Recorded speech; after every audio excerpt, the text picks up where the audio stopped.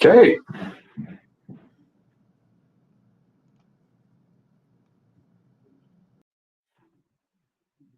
All right, welcome everybody. So we'll just take a couple seconds, just one more minute, just so we take some time, make sure we got everybody.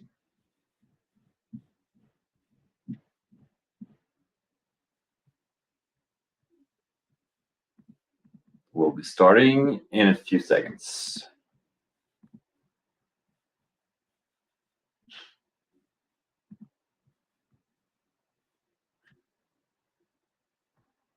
All right. Let's move on. So welcome everybody. Thank you for joining us today. So the goal of the webinar, it's going to be Leyton 2026 mid-year review. So it's a key tax and industry trends shaping the second half of the year. We're delighted to have so many tax professional, finance leaders, and business executives joining us today. The first half of 2026 has brought significant legislative developments, evolving tax policies, shifting market condition. So as an organization, prepare for the remainder of the year. Understanding these changes is essential to managing risk, identifying opportunity, and making informed strategic decisions. So today's session is designed to provide a mid-year perspective on the trends shaping today's business environment and to help you better prepare for what lies ahead in the second half of 2026. So my name is JD from Leyton, USA, and I'll be serving as your moderator for today's session. Joining us today are experts from across Leyton practices area. So we'll share their perspective on the most significant development impacting businesses in 2026. So throughout the webinar, you'll hear insights on legislative and regulatory changes, market trends, client priorities, and the opportunities organizations should be considering as they plan for the remainder of the year. So now I'll invite each of our speaker to maybe briefly introduce themselves before we begin. So I don't know who wants to start very quickly. Yeah, I'll start. Thank you, JD. It's nice to see everyone. I'm one of the innovation tax managers here at Leyton, so I've been doing primarily research and development tax credits along with Section 174 compliance for the past 7 years here. Came from PwC before that for a few years in international tax and asset management. So if you've ever done an R&D study, my team's the one who comprises the qualified cost, the calculation, tells you, which costs can qualify, what we can't look at, etc. So thank you all for being here. I'll pass it along.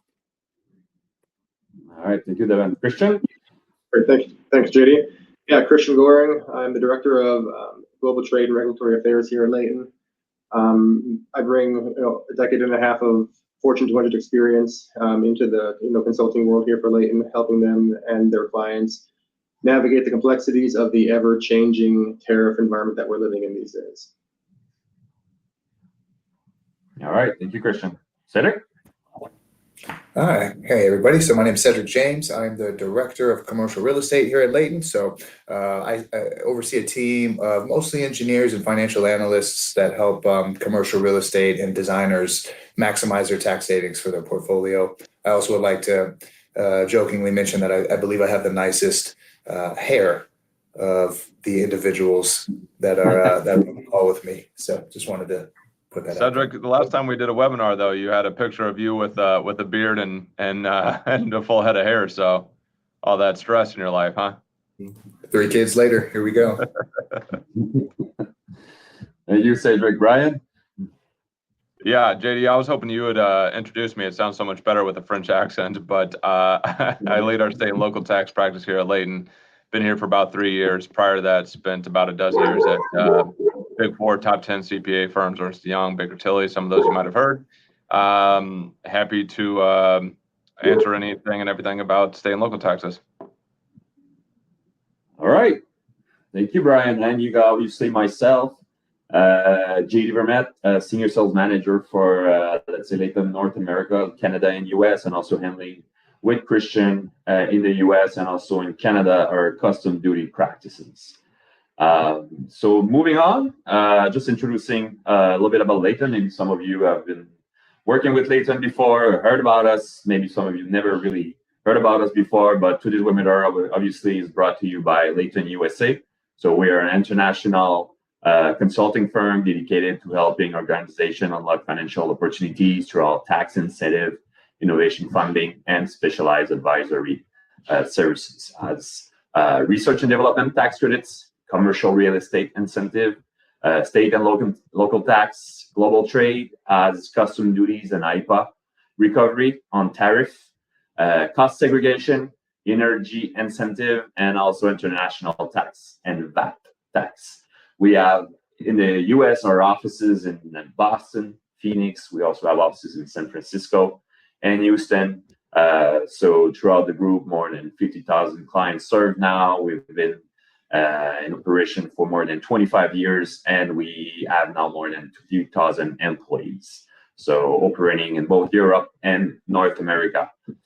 So we're combining deep technical expertise with industry knowledge. So we help organizations reduce costs, improve cash flow, and maximize the available incentive while remaining totally compliant and in the evolving regulatory landscape.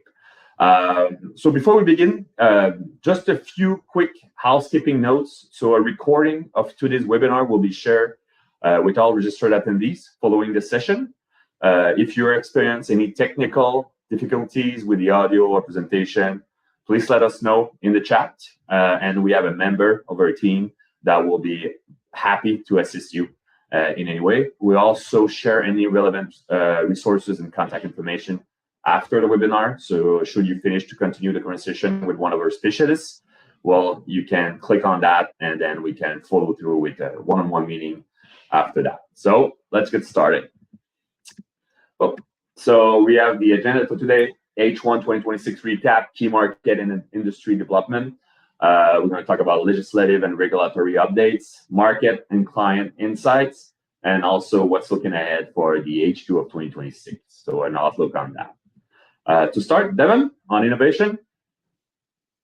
Yes, sir. Thank you. So as we go on, I just want to note the Leyton's innovation team also does grants, so we can assist with that. It's not exactly my area of expertise, so this will be a lot on R&D and Section 174. But grants primarily is helping with the application, writing the grant, and/or just identifying what you might be eligible for. So just a note on that, but.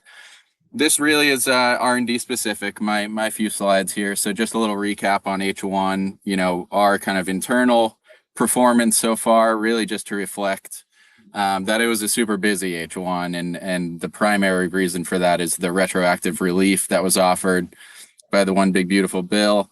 We had a lot of clients coming back or companies who had never claimed that wanted to get those amendments in before this July 6th. So I'll elaborate on that in a bit, but some of the top sort of industries we saw in our clients in the R&D space, you can see those listed there with some more detail on industry qualification coming up. Federal credits, we identified over 25 million just in H1 of this calendar year.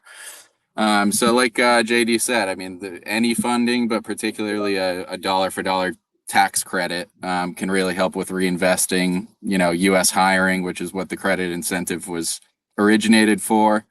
Maybe you, pivot a contractor that was previously not fully employed to a full-time employee with that sort of savings, acquisition targeting, and really just increased domestic focus of spending and personnel, given the, the upside that the credit rewards on that front.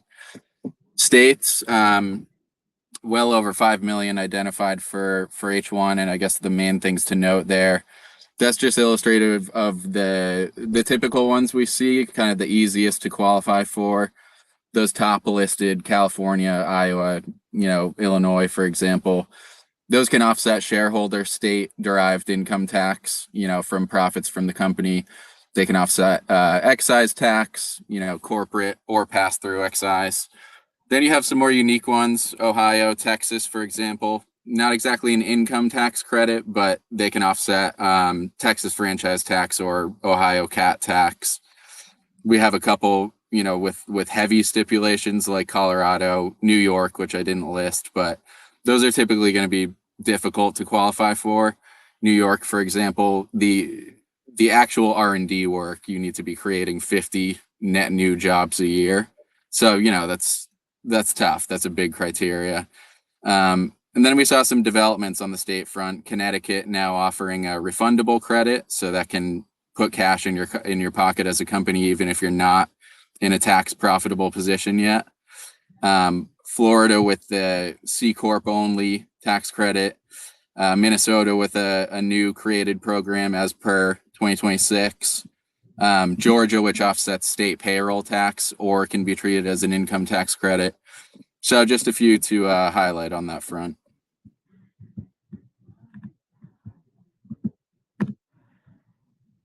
Yeah, so not exhaustive. The list of industries that we typically see and that are definitely highly qualifying. And I'll just say, as far as the basic criteria to qualify for R&D for any companies who haven't heard of it or haven't claimed before, basically the work being done has to be associated with your product or service as a company.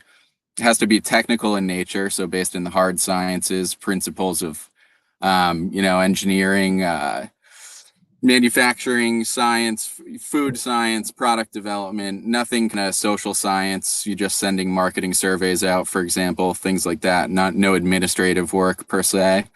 Then the last two tests really where we see the bulk of the focus in substantiating someone's claim is there's a level of technical uncertainty in the work being performed, and therefore there's a process of experimentation. So R&D in a nutshell is it's associated with whatever you sell as a business. It's technical in nature and you don't know the answer. You've maybe created a hypothesis. So there has to be some hands-on experimentation. But these industries definitely lend itself to that. Manufacturing, not only product development, but you see things like improving or overhauling manufacturing processes in general. So like one that comes to mind is like digitization of a dental lab, for example, where they're probably bringing in a ton of new age equipment and technology to, cut costs, be more efficient, produce their goods in a different way than they're used to or that they have been for years. So it doesn't just need to be outward facing product development, but that manufacturing overhaul is associated with their products. So that business component test is still met. Seeing a lot in clean energy, life sciences is always a big one. IVF, for example, even sometimes dental, plastic surgeons. Food and beverage is pretty clear cut, developing new products or beverages, alcoholic or not. Software development and then architecture and engineering was definitely a big one.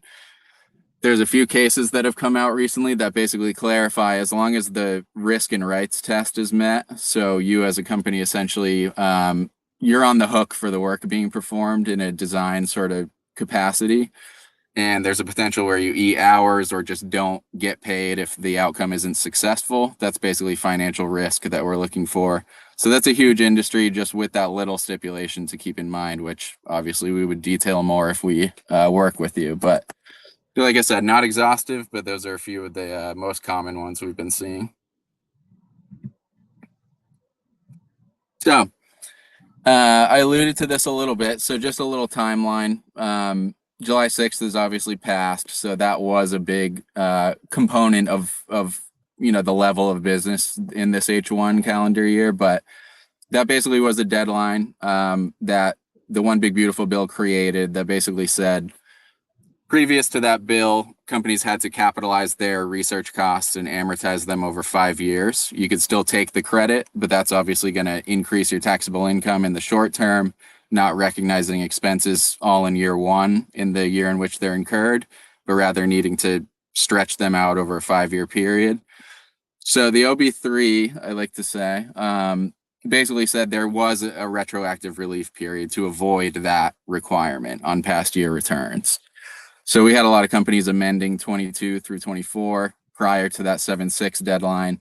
They could maintain their full deductions of R&D costs, things like wages, contractor costs, supply costs, and claim the credit at the same time. So that deadline's passed. The capitalization requirement doesn't pertain to 2025 or onward. But still, companies can look at claiming those past years for everything still available per the 3-year statute of limitations. So as a company, you could still be looking to claim 2022 and onward or 2023 and onward. There is now the requirement on those past years to capitalize R&D costs, amortize them over a 5-year period. But the key, that last section, is the catch-up relief. So even if you do that now, that 7.6 is passed, on tax year 2025 or 2025 and 2026 equally, you can 100% accelerate all remaining R&D amortization costs. So when you capitalize those costs, yes, it says it's a 5-year amortization period, but really it can be as little as, 1 to 3 years. If you're amending 2022, for example, as soon as you amend or file 2025's return, you can catch up all those deferred costs. So the negative of amending past year returns to capitalize, claim the credit, is super temporary. That's the main point. You can 100% accelerate things in 2025 or equally over the next 2 tax years. And you still get the credit to offset income tax, right away. So the actual mechanism of the credit doesn't change. The treatment of those costs is something to still keep in mind.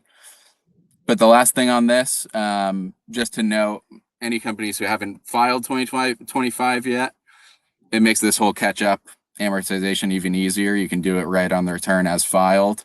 You got the 9/15 deadline coming up for pass-through entities, and then 10/15 for C corps or sole proprietorships.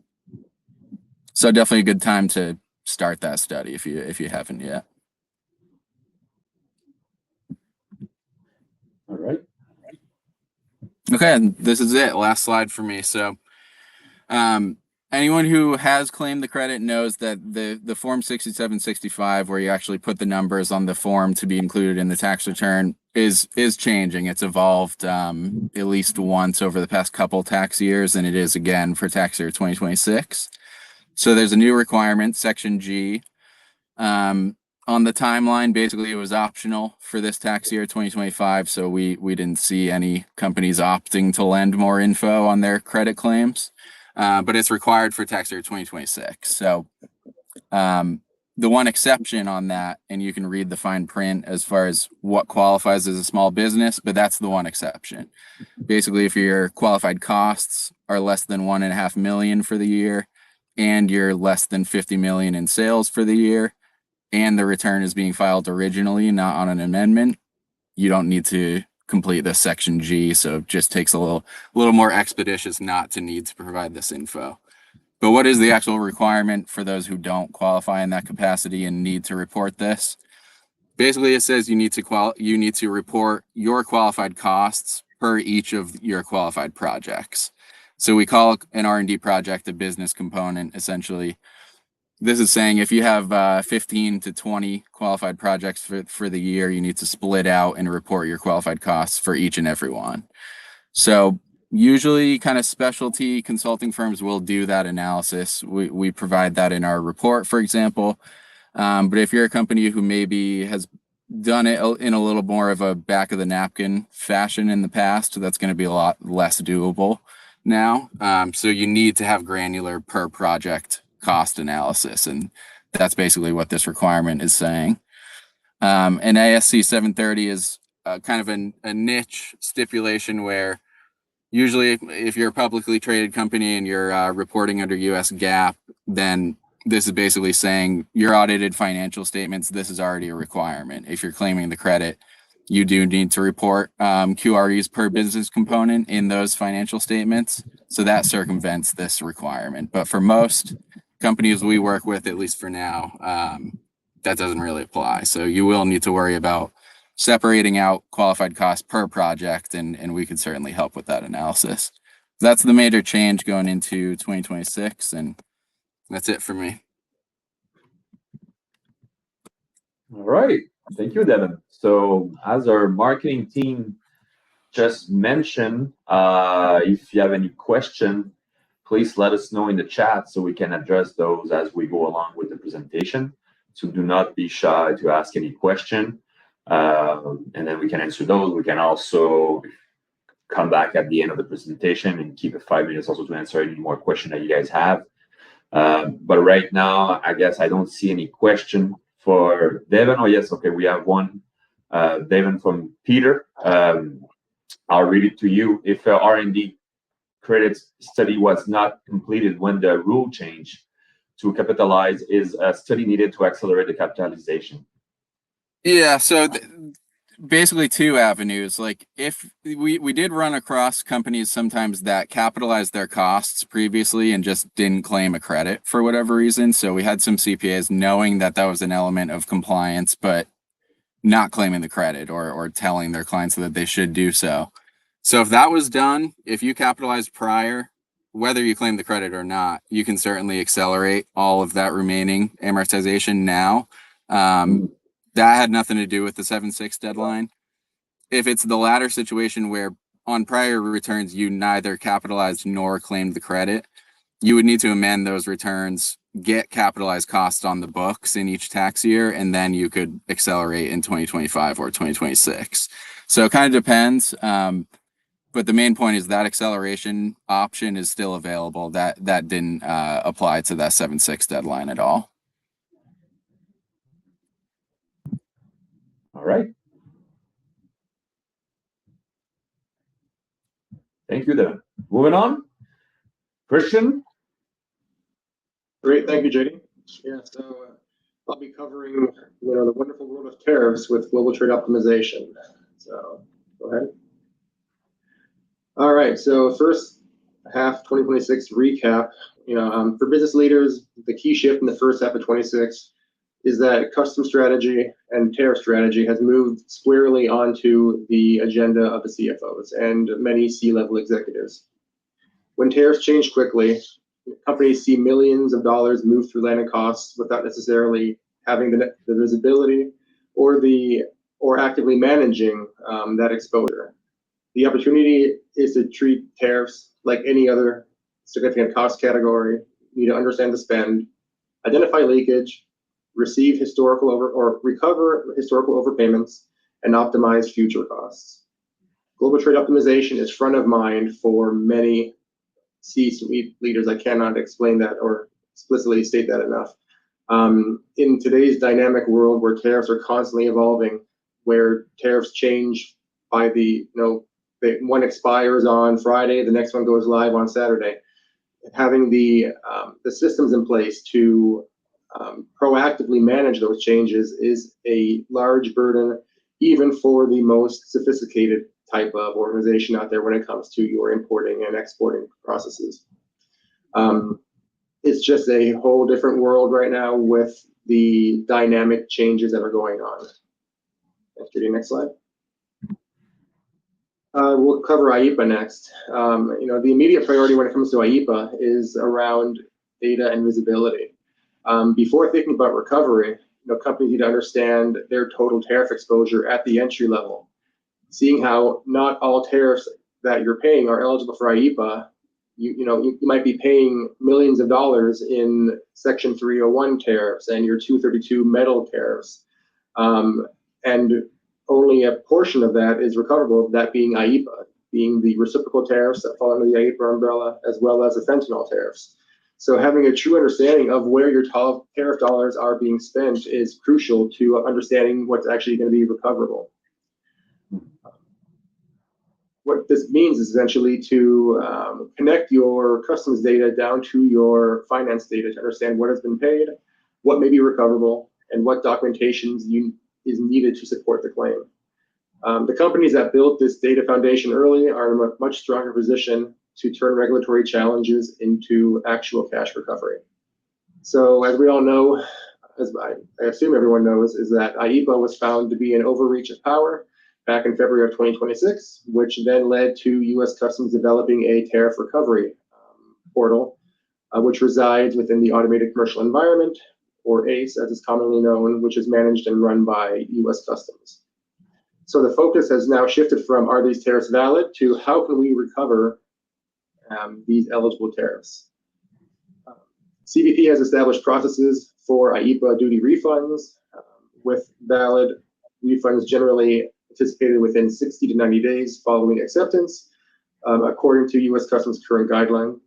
Although we are seeing situations where clients are recovering duty recovery within 30 to 45 days to receive their first transmission via ACH, and then others will follow.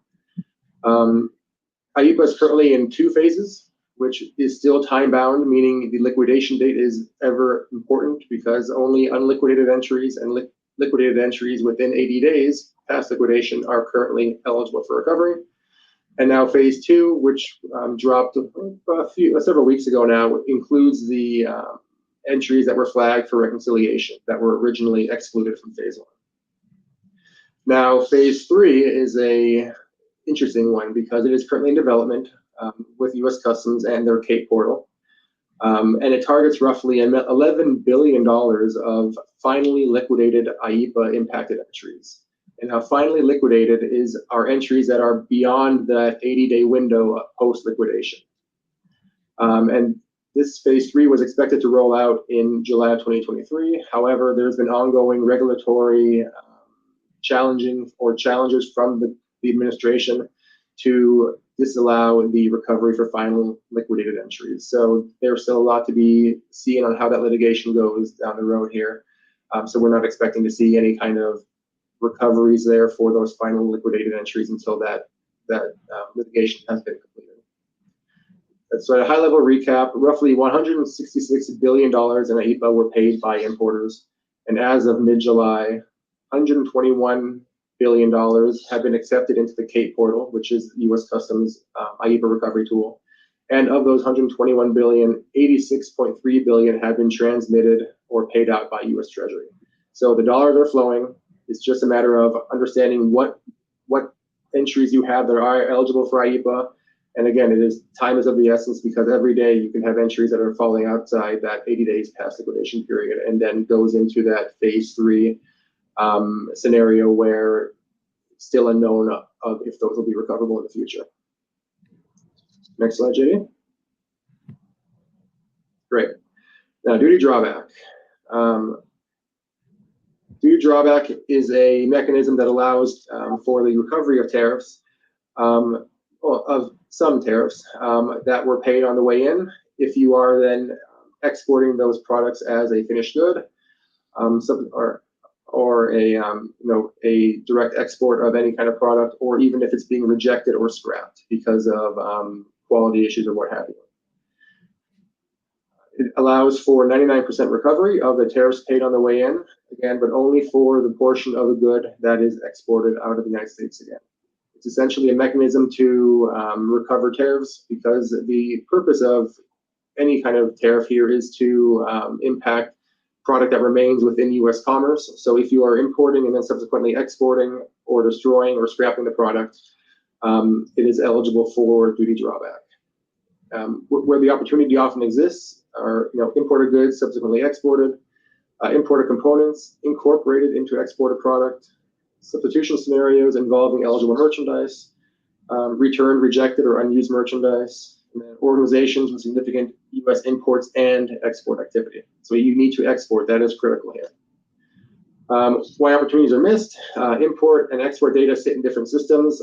Duty drawback, unlike IEEPA recovery, is very data and documentation intensive. You need to prove you need to document the flow of product coming in all the way through to the export to the satisfaction of US Customs before they grant you a drawback license, if you will. So it's definitely challenging to get that baseline foundation set up to allow for duty drawback. Finance, logistics, and customs teams operate in different silos potentially. Companies assume their customs broker is already identifying the opportunity, which is very challenging for any kind of customs broker to do because they might understand your imports, but not so much on the export side. And then finally, historical transactions have never been systemically analyzed. And the true beauty of duty drawback is there's a 5-year look-back period, meaning that if you apply for duty drawback now, it'll take a period of time right now because the U.S. Customs is backlogged, but you do have the ability to recover duties from the last 5 years from the date of importation. So there's tremendous value there if you are able to find a way to connect your imports all the way through to your exports through your ERP or your systems. Next slide, Jay. Right. And when you say it's often overlooked, Christian, I think that the experts now on the field are saying that more than 6 billion in duty drawback is left unclaimed in the US, just sitting in the CBP or government's pocket. So yes, it is being overlooked. And even now with the tariff now, many experts are saying it's bigger than 6 billion and it's closer to 10 and 11 billions. So that's definitely an area where companies are not spending enough time to look at if they're importing or exporting. And also, if they've never done a drawback, what is important for you guys to know is that you can go back as far as 5 years and claim those import and exports fees as you probably paid. So definitely something to look at. Yeah. Thank you, Christian. Great input, JD. Thank you. All right, now, when we're talking about IEPA and duty drawback, it's all, those are all great concepts, but without actual an understanding of what you have, it's very challenging to get anything started. So that's where the data analytics of your customs data comes into play. U.S. Customs allows, through their ACE portal, a tremendous amount of detail of digital access to all of your import history, and from that you can go down to the minute tariff that was paid on an entry 3 years ago before the big changes occurred in 2025. You can see how much you paid in your 301 China tariffs on your imports from China. But what we've seen is that a lot of companies do not leverage this information. I mean, it's essentially a gift from U.S. Customs that it's all sitting right there. You can analyze it. You can figure out what products are driving your tariff exposure. You can then take it a step further to how do you optimize your supply chain to avoid possibly some of these higher tariff country of origins to reduce or mitigate your tariff exposure. I mean, there are endless opportunities, again, all living in the data. And that's something that we've seen has gone grossly underutilized by many corporations, many companies across the Americas. So common gaps include limited visibility into total duty spend, IEPA payment tracked inconsistently, import and export data managed separately, HTS classifications unchanged for years, recovery efforts handled retroactively. And in addition to that, there are many strategic opportunities. Building a consolidated duty baseline, as I mentioned, quantifying the validate duty refund exposure, identifying drawback eligibility, reviewing classifications and duty treatment, in addition to establishing an ongoing optimization program. These are all crucial in today's dynamically changing tariff environment, because just because the tariff was there, let's say yesterday, doesn't mean it's going to be there today. And if it's going to be replaced, it's not going to be to add the benefit of any importer. Go to the next slide, please. Sir. All right, and then looking at a second half of 2026 here. So the recommendation for a second half is not to manage one announcement at a time. It's definitely around building the infrastructure to understand duty spend continuously, as I mentioned with the data side of it all. Near term, that means assessing your IEPA-related recovery and drawback. Longer terms, it means connecting customs, supply chain, finance systems so that organizations can respond faster to policy changes and protecting your margin and cash flow. That's been the ongoing challenge, especially with these announcements that come in on a Friday and then go live on a Monday, or Friday go live on a Saturday. Companies just don't have the time to update their billing system, update their costs and whatnot. So you as the importer, you as a company, are suffering the tariff consequences while you're working to attempt to update your systems internally to pass those tariffs on, if that's part of your business model. So going forward, with the ongoing changes in tariffs, and we had one as recently as July 24th, when Section 122 tariff has expired now. However, it doesn't mean that 10% flat tariff went away. It was now replaced with a Section 301 tariff, focusing on the forced labor side, and targeting with a higher tariff rate countries that utilize more forced labor. So with that, it's clear that tariffs are not going away, and managing tariffs remain critical to any business's success. So and we here at Leyton, we have the tools necessary, the teams to provide you with guidance to navigate these ever-changing ebbs and flows in the tariff environment. And that's all I have for my slides. All right, Christian. Appreciate that. So yes, and yeah, the big thing also to check, obviously, when you are importing is to make sure that you are the importer of record to claim back those duties and those IEEPA tariffs. If you're not sure if you are the importer of record because you're going through a broker or a third-party logistic company, please, you can call us and we can also definitely help you sending that out or finding the information for you. All right, Cedric, next speaker. Yeah, commercial real estate. We gave an update on what we've been seeing in 2026 and then kind of some predictions for where we think things will go. So I think the biggest thing is the capital markets are starting to free up a little. So money's starting to flow in commercial real estate. With last year, we saw a lot of projects pause construction. They weren't really sure how costs were going to shake out. It's tough to pencil out their deals. And so they paused a lot of their projects. And we are noticing a lot of new construction starting to kind of get its footing. We're also seeing a lot of multifamily and single family. That's kind of been a big uptick for us. Is the single family home market is expanding. New homes are coming online. We're seeing a lot of short-term rentals come online as well. And so it's just a big uptick in our cost segregation business, and along with our 179D business, we're just seeing a lot of those two products in particular. We're delivering a ton of value for clients there. With the 45L credit, that has effectively sunsetted, right? There's really very few applicants that are eligible for 45L because of the Energy Star and ZER energy requirements.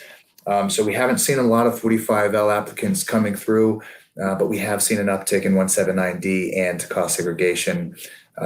Specifically, we're starting to see a lot of industrial or manufacturing buildings start to take shape.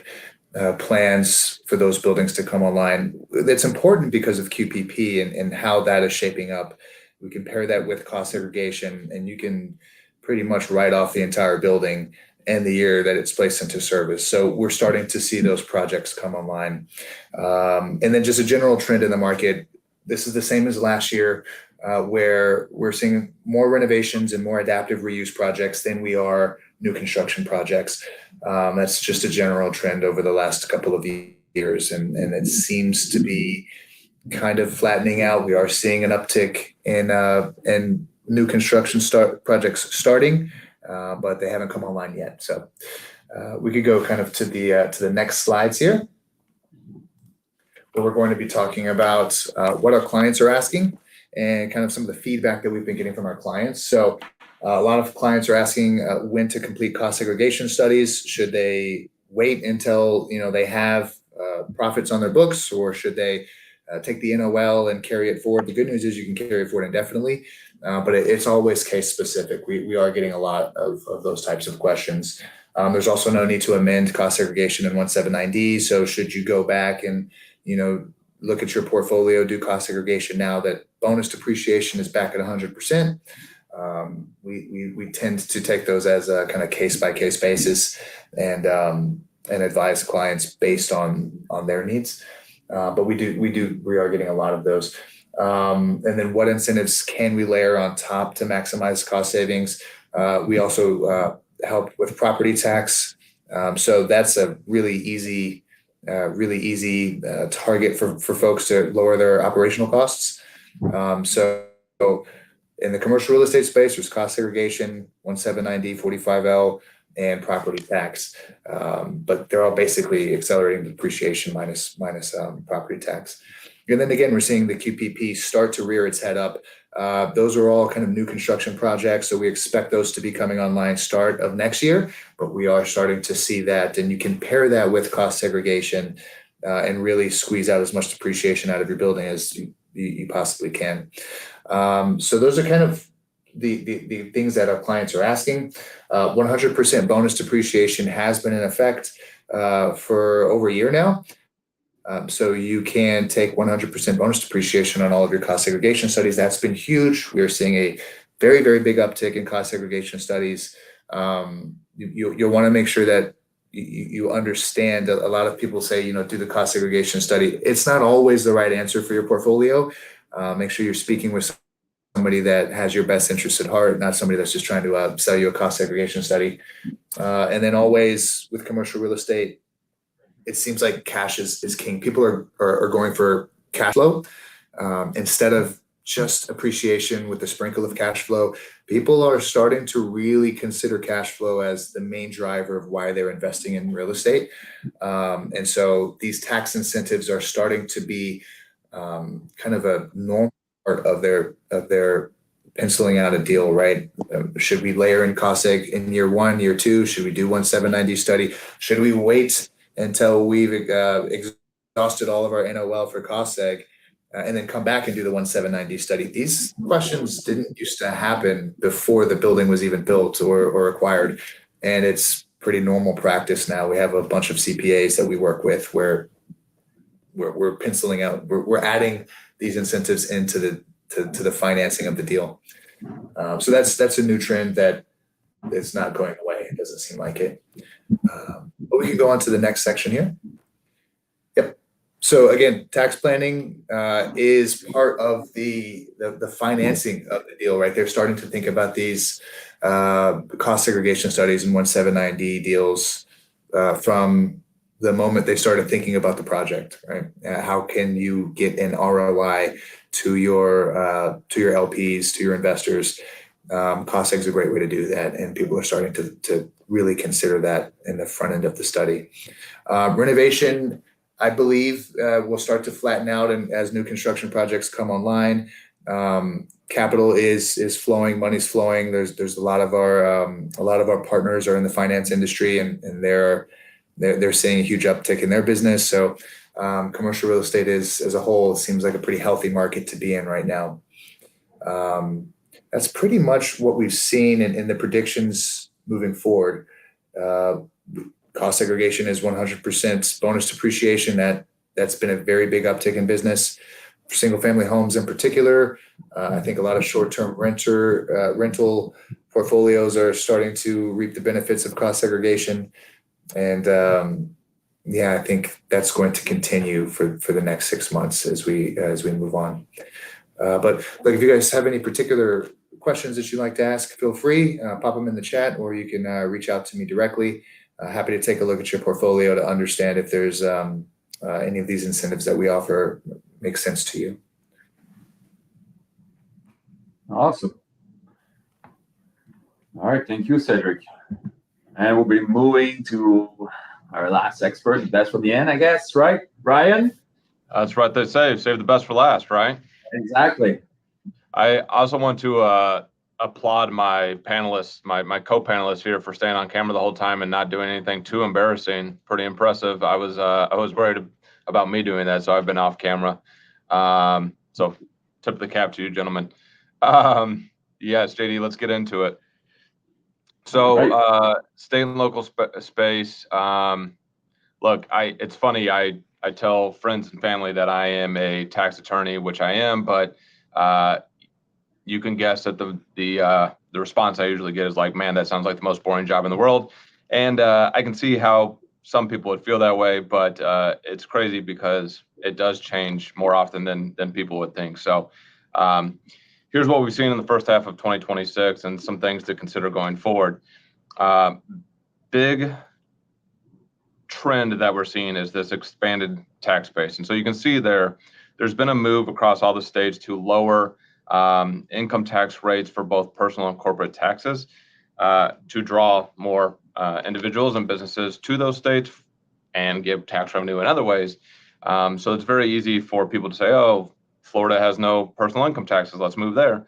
So you pair that with, again, the aversion to raise rates on sales and use taxes for what's already being taxed, and states need to find a way to make up this loss of tax revenue, so they're expanding their tax base. What we're seeing is kind of listed there again. AI. We can't have a seminar or a webinar without talking about AI in some sense, but AI is looking to be taxed, if not already taxed in some places. Digital goods and services, advertising. I marked Utah there just because that was a new one. Doesn't mean it's the only one. Social media, Chicago has recently started taxing that. You'll see Chicago come up one more time in these slides, but it's interesting because not only, again, when we talk about state and local tax, we really have to consider local taxes as well. So Illinois might not tax some of these things, but it doesn't mean the city of Chicago doesn't tax it. So beware if you or your clients have operations going on in Chicago. Data brokering and processing. Texas has had this for a while for those of you that might be in Texas or have clients in Texas. So simply gathering information, organizing it, repackaging and selling it can be taxable service. Had a client a while ago that took addresses, phone numbers like the for people living in certain counties and cities, and then would sell it to marketing agencies. So that was deemed a taxable data processing service. And then a couple of other big ones there. Washington began taxing advertising, IT, other services. That was the end of last calendar year. But this has been a big thing. I've gotten a lot of questions about it. So again, just want to make sure we call it out and make sure everybody's aware of it. And then some big players, Colorado and California, will be taxing software and SaaS starting in 2027. That's huge. We obviously know that California is the most populous state. A lot of businesses there. A lot of businesses do have a lot of sales there. So while this might not take effect until the next calendar year, want to make sure to call this out so that businesses have their ducks in a row. Don't wait until the last minute and potentially come up with back taxes, penalties, interest, all of that. So JD, next slide. Some other big things that we are seeing, data centers. So we talked about very briefly AI. That's the hot topic right now. Data centers were a hot topic. They still are a hot topic. It's been really interesting to see the policy and tax policy at play here. When data centers were becoming a thing, we saw more and more states offering sales tax exemptions, property tax exemptions, all of that to incentivize businesses to build their data centers there. Now we've seen a pause or reversal in some of these states noted there, where these states are really trying to figure out, again, wait a minute, how much is energy actually costing us? How much water consumption are we doing here? Obviously, if you talk to someone from one side of the aisle and the other side of the aisle, they'll have different answers, but it's interesting to see some of these states kind of pause and take a look at things. So anybody on the call that works with data centers or has clients that do things with data centers, keep that in mind and be on the lookout for more developments there.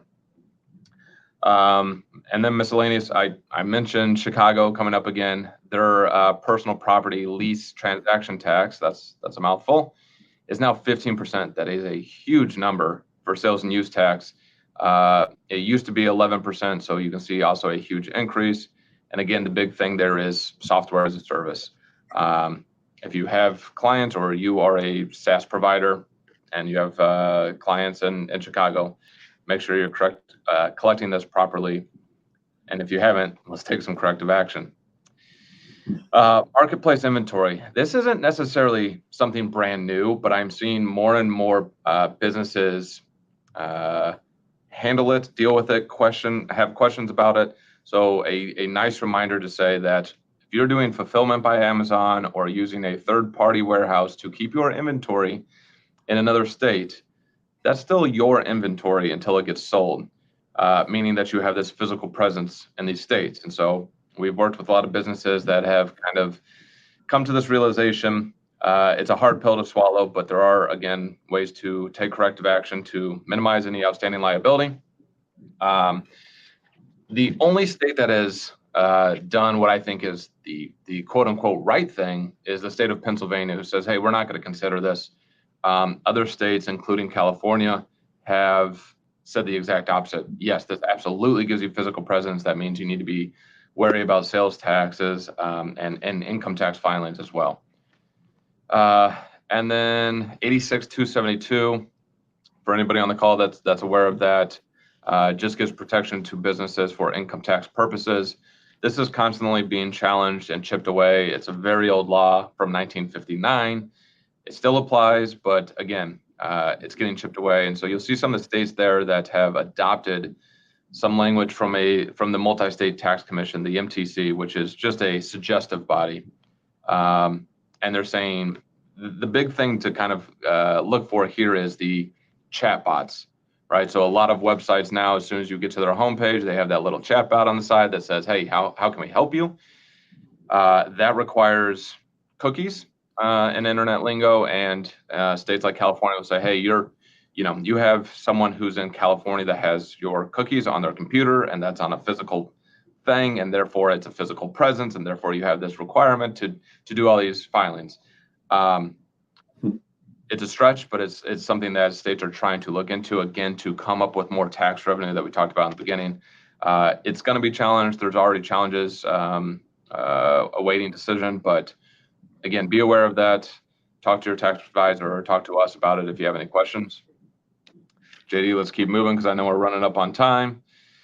Retail delivery fees, again, something that is an ongoing development. Not going to spend a lot of time on it, but Colorado and Minnesota have these fees where if you're delivering anything on anything that has wheels, you need to collect some extra fees. You can see all the states that, again, have proposed these. They're sitting with their state legislature. And so we'll see how that develops.